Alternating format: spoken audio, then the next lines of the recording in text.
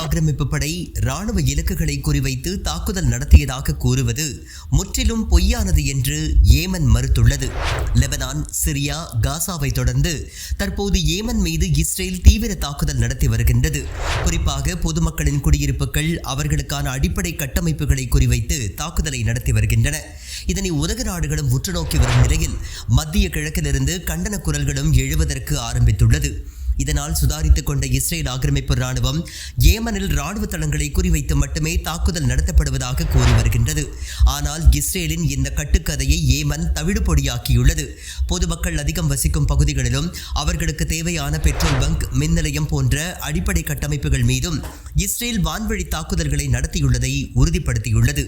இனியும் இஸ்ரேல் உலக நாடுகளுக்கிடையே தனது போர் குறித்து உளவியல் ரீதியாக பரப்பி வரும் பிரச்சாரங்கள் செல்லுபடியாகாது என்றும், அரபு மற்றும் இஸ்லாமிய நாடுகள் எதிரியின் கட்டுக்கதைகளை நம்பவில்லை என்றும் ஏமன் ராணுவ அதிகாரி ஒருவர் தெரிவித்துள்ளார்.